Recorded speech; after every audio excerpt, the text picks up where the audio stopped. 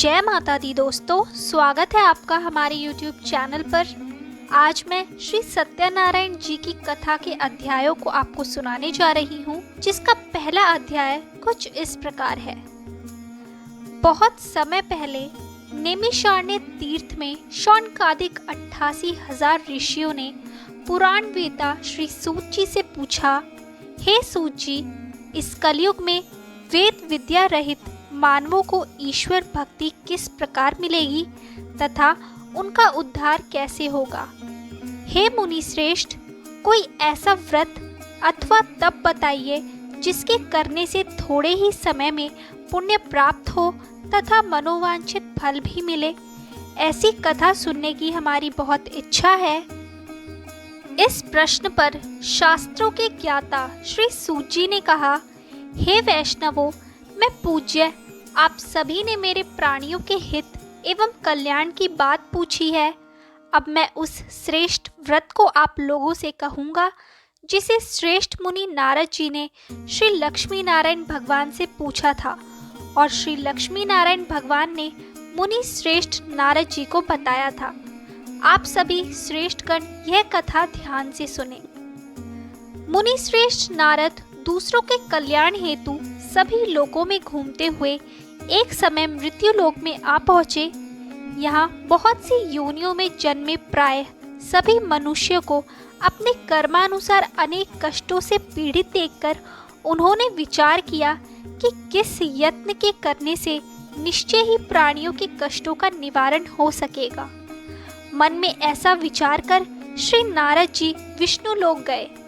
वहाँ श्वेत वर्ण और 4 भुजाओं वाले देवों के ईश नारायण को, जिनके हाथों में शंख, चक्र, गदा और पद्म थे तथा वरमाला पहने हुए थे, को देखकर उनकी स्तुति करने लगे।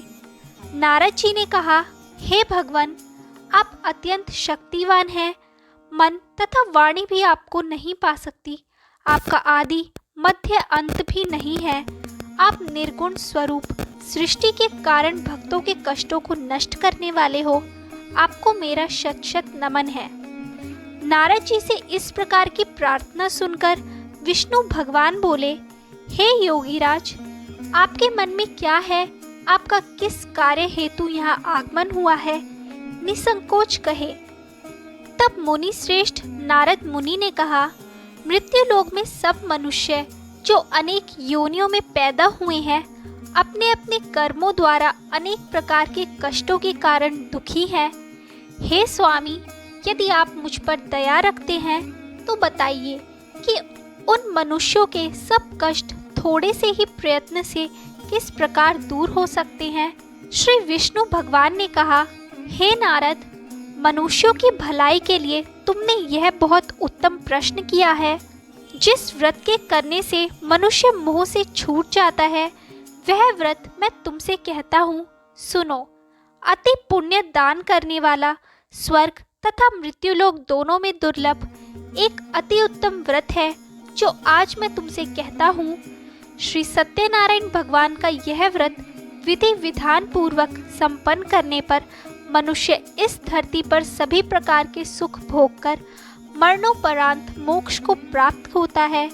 श्री विष्णु भगवान के ऐसे वचन सुनकर नारद मुनि बोले, हे भगवान, उस व्रत का विधान क्या है? फल क्या है? इससे पूर्व किसने यह व्रत किया है और किस दिन यह व्रत करना चाहिए? कृपया मुझे विस्तार से समझाइए। श्री विष्णु भगवान ने कहा, हे नारद, दुख, शोक एवं सभी प्रकार की व्याधियों को दूर करने वाला यह व्रत सब स्थानों पर विजय दिलाने वाला है। श्रद्धा और भक्ति के साथ किसी भी दिन मनुष्य संध्या के समय श्री सत्यनारायण भगवान की ब्राह्मणों और बंधुओं के साथ पूजा करे। भक्ति भाव से नैवेद्य, केले का फल, नैवेद्य, घी, शहद, शक्कर अथवा गुड़, दूध और गेहूं का आटा, सवाया लेवे। इन सभी को भक्ति भाव से भगवान श्री सत्यनारायण को अर्पण करे। बंधु बांधवों सहित ब्राह्मणों को भोजन करावे। इसके पश्चात ही स्वयं भोजन करे। रात्रि में श्री सत्यनारायण भगवान के गीत आदि का आयोजन कर श्री सत्यनारायण भगवान का स्मरण करते हुए समय व्यतीत करें। इस तरह जो मनुष्य व्रत करेंगे उनकी मनोकामनाएं अवश्य ही पूर्ण होगी। विशेष रूप से कलयुग में, मृत्युलोक में यही एक ऐसा उपाय है जिससे अल्प समय और कम धन में महान पुण्य की प्राप्ति हो सकती है। तो ये था श्री सत्यनारायण व्रत कथा का प्रथम अध्याय। श्री सत्यनारायण व्रत कथा का दूसरा अध्याय सुनाने जा रही हूँ। सूत जी ने कहा, हे ऋषियों, जिन्होंने प्राचीन काल में इस व्रत को किया है उनका इतिहास मैं आप सबसे कहता हूँ, सो ध्यान से सुने। अति सुंदर काशीपुर नगरी में एक अति निर्धन ब्राह्मण वास करता था। वह भूख और प्यास से बेचैन होकर हर समय दुखी रहता था। ब्राह्मणों से प्रेम करने वाले श्री विष्णु भगवान ने उसको दुखी देखकर एक दिन बूढ़े ब्राह्मण का वेश धारण कर निर्धन ब्राह्मण के पास जाकर बड़े आदर से पूछा, हे ब्राह्मण, तुम हर समय ही दुखी होकर पृथ्वी पर क्यों घूमते हो? हे श्रेष्ठ ब्राह्मण, अपनी व्यथा मुझसे कहो, मैं सुनना चाहता हूँ। कष्टों से घिरे उस ब्राह्मण ने कहा, मैं निर्धन ब्राह्मण हूँ, भिक्षा के लिए पृथ्वी पर मारा मारा फिरता हूँ। हे भगवान, यदि आप इससे मुक्ति पाने का कोई उपाय जानते हो तो कृपा कर मुझे बताएं। वृद्ध ब्राह्मण का रूप धारण किए हुए श्री विष्णु भगवान तब बोले, हे ब्राह्मण, श्री सत्यनारायण भगवान मनोवांछित फल देने वाले हैं, इसलिए तुम उनका विधि पूर्वक पूजन करो, जिसके करने से मनुष्य सब दुखों से मुक्त हो जाता है। दरिद्र ब्राह्मण को व्रत का संपूर्ण विधान बतलाकर बूढ़े ब्राह्मण का रूप धरे श्री सत्यनारायण भगवान अंतर्ध्यान हो गए। वृद्ध ब्राह्मण ने जिस व्रत को बतलाया है मैं उसको अवश्य विधि विधान सहित करूंगा, ऐसा निश्चय कर वह दरिद्र ब्राह्मण घर चला गया। परंतु उस रात ब्राह्मण को नींद नहीं आई। अगले दिन वह जल्दी उठा और श्री सत्यनारायण भगवान का व्रत करने का निश्चय कर भिक्षा मांगने के लिए चल दिया। उस दिन उसको भिक्षा में अधिक धन मिला, जिससे उसने पूजा का सब सामान खरीदा और घर आकर अपने बंधु बांधवों के साथ विधि पूर्वक भगवान श्री सत्यनारायण का व्रत किया। इसके करने से वह गरीब ब्राह्मण सब कष्टों से छूटकर अति धनवान हो गया। उस समय से वह ब्राह्मण हर मास व्रत करने लगा। सत्यनारायण भगवान के व्रत को जो शास्त्र विधि के अनुसार श्रद्धा पूर्वक करेगा वह सब कष्टों से छूटकर मोक्ष प्राप्त करेगा। जो भी मनुष्य श्री सत्यनारायण भगवान का व्रत करेगा वह सब कष्टों से छूट जाएगा। इस तरह नारद जी से सत्यनारायण भगवान का कहा हुआ यह व्रत मैंने तुमसे कहा। हे श्रेष्ठ ब्राह्मणों, अब आप और क्या सुनना चाहते हैं, मुझसे कहे। तब ऋषियों ने कहा, हे मुनीश्वर, संसार में इस विप्र से सुनकर किस किस ने इस व्रत को किया, हम सब सुनना चाहते हैं। मुनियों से ऐसा सुनकर श्री सूत जी ने कहा, हे मुनिगण, जिस जिस प्राणी ने इस व्रत को किया है उन सबकी कथा सुनो। एक समय वह धनी ब्राह्मण बंधु बांधवों के साथ शास्त्र विधि के अनुसार अपने घर पर श्री सत्यनारायण भगवान का व्रत कर रहा था। उसी समय एक लकड़ी बेचने वाला बूढ़ा व्यक्ति वहां आया। उसने सिर पर रखा लकड़ियों का गट्ठर बाहर रख दिया और ब्राह्मण के मकान में चला गया। प्यास से बेचैन लकड़हारे ने विप्र को व्रत करते देखा। वह प्यास को भूल गया। उसने विप्र का अभिनंदन किया और पूछा, हे ब्राह्मण, आप यह किसका पूजन कर रहे हैं? इस व्रत को करने से क्या फल मिलता है? कृपा कर मुझे बताएं। तब उस ब्राह्मण ने सब इच्छाओं को पूर्ण करने वाला यह श्री सत्यनारायण भगवान का व्रत है। इनकी ही कृपा से मेरे यहाँ धन एवं ऐश्वर्य का आगमन हुआ है। ब्राह्मण से इस व्रत के बारे में जानकर वह लकड़हारा अत्यंत प्रसन्न हुआ। भगवान का चरणामृत लेकर और भोजन करने के पश्चात वह अपने घर को चला गया। और फिर अगले दिन लकड़हारे ने अपने मन में संकल्प किया कि आज गांव में लकड़ी बेचने से जो धन मिलेगा उसी से भगवान सत्यनारायण का श्रेष्ठ व्रत करूंगा।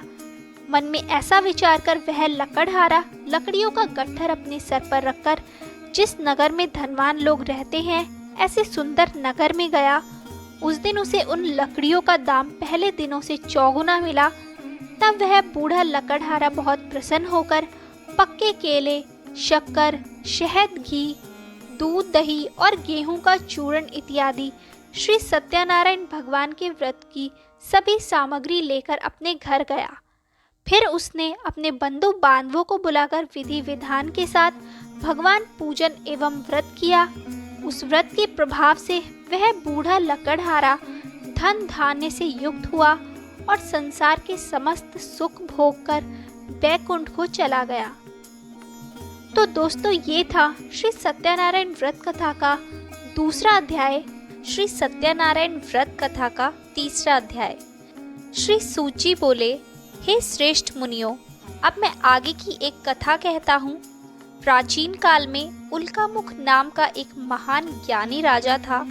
वह जितेंद्रिय और सत्यवक्ता था। प्रतिदिन मंदिरों में जाता तथा गरीबों को धन देकर उनके दुख दूर करता था। उसकी पत्नी कमल के समान सुंदर मुख वाली और सती साध्वी थी। एक दिन भद्रशिला नदी के तट पर वे दोनों विधि विधान सहित श्री सत्यनारायण भगवान का व्रत कर रहे थे। उस समय वहां साधु नामक एक वैश्य आया। उसके पास व्यापार के लिए बहुत सा धन था। वह वैश्य नाव को नदी किनारे पर ठहराकर राजा के पास आया। राजा को व्रत करते हुए देखकर उसने विनम्रता पूर्वक पूछा, हे राजन, यह आप क्या कर रहे हैं? मेरी सुनने की इच्छा है। कृपया आप मुझे भी यह समझाइए। महाराज उल्कामुख ने कहा, हे साधु वैश्य, मैं अपने बंधु बांधवों के साथ पुत्र की प्राप्ति के लिए श्री सत्यनारायण भगवान का व्रत व पूजन कर रहा हूँ। राजा के वचन सुनकर साधु नामक वैश्य ने आदर से कहा, हे राजन, मुझे भी इसका संपूर्ण विधि विधान बताइए। मैं भी आपके अनुसार इस व्रत को करूँगा। मेरी भी कोई संतान नहीं है। मुझे विश्वास है इस उत्तम व्रत को करने से अवश्य ही मुझे भी संतान होगी। राजा से व्रत के सब विधान सुन व्यापार से निवृत्त हो वह वैश्य सुखपूर्वक अपने घर आया। उसने अपनी पत्नी को संतान देने वाले उस व्रत के विषय में सुनाया और प्रण किया कि जब मेरे संतान होगी तब मैं इस व्रत को करूँगा। वैश्य ने यह वचन अपनी पत्नी लीलावती से भी कहे। एक दिन उसकी पत्नी लीलावती श्री सत्यनारायण भगवान की कृपा से गर्भवती हो गई। 10वें महीने में उसने एक अति सुंदर कन्या को जन्म दिया। दिनों दिन वह कन्या इस तरह बढ़ने लगी जैसे शुक्ल पक्ष का चंद्रमा बढ़ता है। कन्या का नाम उन्होंने कलावती रखा। तब लीलावती ने मीठे शब्दों में अपने पति को याद दिलाया कि आपने जो भगवान का व्रत करने का संकल्प किया था, अब आप उसे पूरा कीजिए। साधु वैश्य ने कहा, हे प्रिय, मैं कलावती के विवाह पर इस व्रत को करूँगा। इस प्रकार अपनी पत्नी को आश्वासन दे वह व्यापार करने विदेश चला गया। कलावती पितृगृह में वृद्धि को प्राप्त हो गई। लौटने पर साधु ने जब नगर में सखियों के साथ अपनी व्यसक होती पुत्री को खेलते देखा तो उसे उसके विवाह की चिंता हुई। तब उसने एक दूत को बुलाकर कहा कि उसकी पुत्री के लिए कोई सुयोग वर देखकर लाए। दूत साधु नामक वैश्य की आज्ञा पाकर कंचन नगर पहुंचा और देखभाल कर वैश्य की कन्या के लिए एक सुयोग वणिक पुत्र ले आया। उस सुयोग लड़के के साथ साधु नामक वैश्य ने अपने बंधु बांधवों सहित प्रसन्नचित होकर अपनी पुत्री का विवाह कर दिया। दुर्भाग्य से वह विवाह के समय भी सत्यनारायण भगवान का व्रत करना भूल गया। इस पर श्री सत्यनारायण भगवान अत्यंत क्रोधित हो गए। उन्होंने वैश्य को श्राप दिया कि तुम्हें दारुण दुख प्राप्त होगा। और फिर अपने कार्य में कुशल वह वैश्य अपने दामाद सहित नावों का बेड़ा लेकर व्यापार करने के लिए सागर के समीप स्थित रतनसारपुर नगर में गया। रतनसारपुर पर चंद्रकेतु नामक राजा राज करता था। दोनों ससुर जमाई चंद्रकेतु राजा के उस नगर में व्यापार करने लगे। एक दिन भगवान सत्यनारायण की माया से प्रेरित एक चोर राजा चंद्रकेतु का धन चुराकर भाग रहा था। राजा के दूतों को अपने पीछे तेजी से आते देखकर चोर ने घबराकर राजा के धन को वेश्या की नाव में चुपचाप रख दिया, जहां वे ससुर जमाई ठहरे हुए थे, और भाग गया। जब दूतों ने उस वेश्या के पास राजा के धन को रखा देखा तो उन्होंने उन ससुर जमाई को ही चोर समझा। वे उन ससुर दामाद दोनों को बांधकर ले गए और राजा के समीप जाकर बोले, आपका धन चुराने वाले ये 2 चोर हम पकड़कर लाए हैं, देखकर आज्ञा दे। तब राजा ने बिना उस वेश्या की बात सुने उन्हें कारागार में डालने की आज्ञा दे दी। इस प्रकार राजा की आज्ञा से उनको कारावास में डाल दिया गया तथा उनका सारा धन भी छीन लिया गया। सत्यनारायण भगवान के श्राप के कारण उस वेश्या की पत्नी लीलावती व पुत्री कलावती भी घर पर बहुत दुखी हुई। उनका सारा धन चोर चुराकर ले गए। मानसिक व शारीरिक पीड़ा तथा भूख प्यास से अति दुखी हो भोजन की आस में कलावती एक ब्राह्मण के घर गई। उसने ब्राह्मण को श्री सत्यनारायण भगवान का व्रत विधि पूर्वक करते देखा। उसने कथा सुनी तथा श्रद्धा पूर्वक प्रसाद ग्रहण कर रात को घर आई। माता ने कलावती से पूछा, हे पुत्री, तू अब तक कहाँ रही?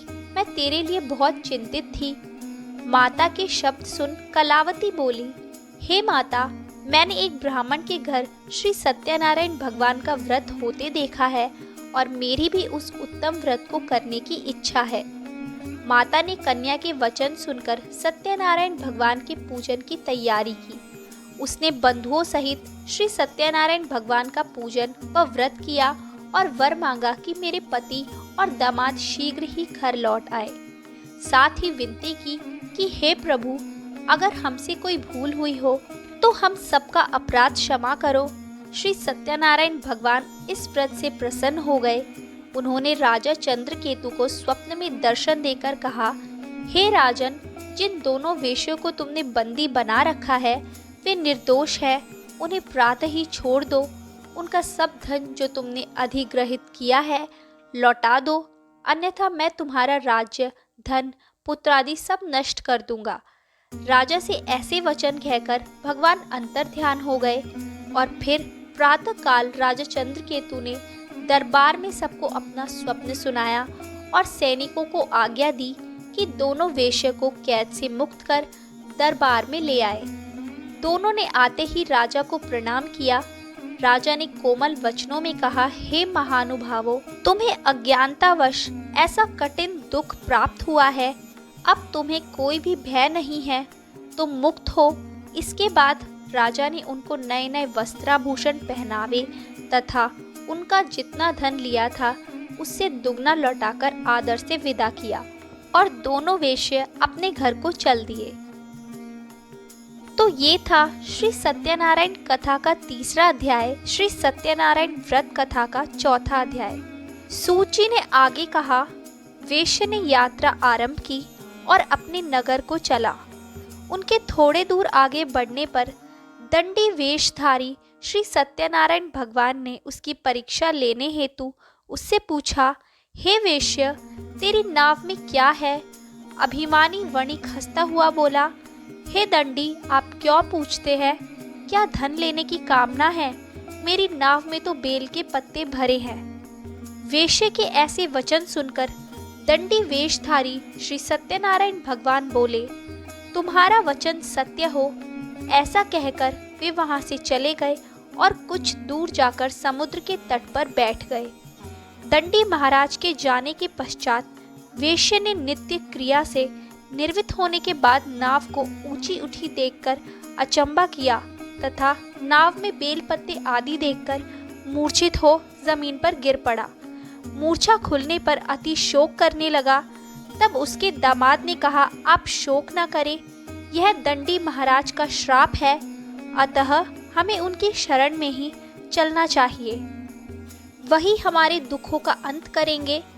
दामाद के वचन सुनकर वह वेश्या दंडी भगवान के पास पहुंचा और अत्यंत भक्तिभाव से पश्चाताप करते हुए बोला, मैंने जो आपसे असत्य वचन कहे थे उनके लिए मुझे क्षमा करें।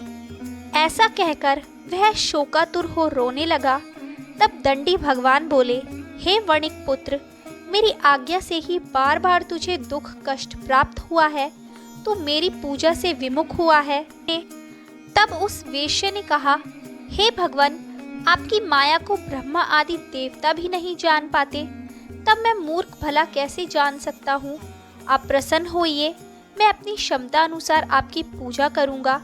मेरी रक्षा कीजिए और मेरी नौका को पहले के समान धन से परिपूर्ण कर दीजिए। उसके भक्ति से परिपूर्ण वचन सुनकर श्री सत्यनारायण भगवान प्रसन्न हो गए और उसकी इच्छा अनुसार वर देकर अंतर्ध्यान हो गए। तब ससुर व दामाद दोनों ने नाव पर आकर देखा कि नाव धन से परिपूर्ण है। फिर वह विधि विधान से भगवान सत्यनारायण का पूजन कर साथियों सहित अपने नगर को चल दिए। जब वह अपने नगर के निकट पहुंचा, तब उसने एक दूत को अपने घर भेजा। दूत ने साधु नामक वेश्य के घर जाकर उसकी पत्नी को नमस्कार किया और कहा, आपके पति अपने जमाता सहित इस नगर में समीप आ गए हैं। लीलावती और उसकी कन्या कलावती उस समय भगवान का पूजन कर रही थी। दूत का वचन सुनकर साधु की पत्नी ने बड़े हर्ष के साथ सत्यनारायण भगवान का पूजन पूर्ण किया और अपनी पुत्री से कहा, मैं अपने पति के दर्शन को जाती हूँ, तो पूजन पूर्ण कर शीघ्र आ जाना। परंतु कलावती पूजन एवं प्रसाद छोड़कर अपने पति के दर्शन के लिए चली गई। पूजन एवं प्रसाद की अवज्ञा के कारण भगवान सत्यनारायण ने रुष्ट हो उसके पति को नाव सहित पानी में डुबो दिया। कलावती अपने पति को न पाकर रोती हुई जमीन पर गिर पड़ी। नौका को डूबा हुआ तथा कन्या को रोता हुआ देख साधु नामक वेश्य द्रवित हो बोला, हे प्रभु, मुझसे या मेरे परिवार से अज्ञानतावश जो अपराध हुआ है उसे क्षमा करे। उसके ऐसे वचन सुनकर सत्यदेव भगवान प्रसन्न हो गए। आकाशवाणी हुई, हे वेश्य, तेरी पुत्री मेरा प्रसाद छोड़कर आई है, इसलिए इसका पति अदृश्य हुआ है। यदि वह घर जाकर प्रसाद ग्रहण कर लौटे तो इसे इसका पति अवश्य मिलेगा। आकाशवाणी सुनकर कलावती ने घर पहुंचकर प्रसाद ग्रहण किया और फिर आकर अपने पति को पूर्व रूप में पाकर वह अति प्रसन्न हुई तथा उसने अपने पति के दर्शन किए। तत्पश्चात साधु वेश्य ने वही बंधु बांधवों सहित सत्यदेव का विधि पूर्वक पूजन किया। वह इस लोक के सभी प्रकार के सुख भोग कर अंत में मोक्ष को प्राप्त हुआ। तो दोस्तों, ये था श्री सत्यनारायण व्रत कथा का चौथा अध्याय, श्री सत्यनारायण व्रत कथा का 5वां अध्याय, यानी कि आखिरी अध्याय। श्री सूत जी बोले, हे ऋषिगण, मैं एक और कथा कहता हूँ, आप सभी ध्यान से सुनो। सदा प्रजा के लिए चिंतित तुंगध्वज नाम का एक राजा था। उसने भगवान सत्यनारायण का प्रसाद त्याग कर बहुत कष्ट पाया। एक समय राजा वन में वन्य पशुओं को मारकर बड़ के वृक्ष के नीचे आया। वहां उसने ग्वालों को भक्ति भाव से बंधु बांधवों सहित श्री सत्यनारायण जी का पूजन करते देखा, परंतु राजा देखकर भी अभिमान के कारण ना तो वहां गया और ना ही सत्यदेव भगवान को नमस्कार किया। जब ग्वालों ने भगवान का प्रसाद उसके सामने रखा तो वह प्रसाद को छोड़कर अपने नगर को चला गया। नगर में पहुंचकर उसने देखा कि उसका सारा राज्य नष्ट हो गया है। वह समझ गया कि यह सब भगवान सत्यदेव ने रुष्ट होकर किया है। तब वह वन में वापस आया और ग्वालों के समीप जाकर विधि पूर्वक पूजन कर प्रसाद ग्रहण किया तो सत्यनारायण की कृपा से सब कुछ पहले जैसा हो गया और लंबे समय तक सुख भोग कर मरणोपरांत वह मोक्ष को प्राप्त हुआ। जो मनुष्य इस श्रेष्ठ दुर्लभ व्रत को करेगा, श्री सत्यनारायण भगवान की कृपा से उसे धन धान्य की कोई कमी नहीं होगी। निर्धन, धनी और बंदी बंधनों से मुक्त होकर निर्भय हो जाता है। संतानहीन को संतान प्राप्त होती है तथा सब इच्छाएं पूर्ण कर अंत में वह बैकुंठ धाम को जाता है। अब उनके बारे में भी जानिए जिन्होंने पहले इस व्रत को किया। अब उनके दूसरे जन्म की कथा भी सुनिए। शतानंद नामक वृद्ध ब्राह्मण ने सुदामा के रूप में जन्म लेकर श्री कृष्ण की भक्ति एवं सेवा कर बैकुंठ प्राप्त किया। उल्कामुख नामक महाराज राजा दशरथ बने और श्री रंगनाथ का पूजन कर मोक्ष को प्राप्त हुए। साधु नाम के वेश्य ने धर्मात्मा व सत्य प्रतिज्ञ राजा मोरध्वज बनकर अपने पुत्र को आरे से चीरकर बैकुंठ धाम प्राप्त किया। महाराज तुंगध्वज स्वयंभू मनु बने। उन्होंने बहुत से लोगों को भगवान की भक्ति में लीन कराकर बैकुंठ धाम प्राप्त किया। लकड़हारा अगले जन्म में गुह नामक निषाद राजा बना, जिसने राम के चरणों की सेवा कर अपने सभी जन्मों को संवार लिया। तो ये थे श्री सत्यनारायण व्रत कथा के अध्याय। दोस्तों, आपको ये अध्याय कैसे लगे हमें कमेंट करके ज़रूर बताएं।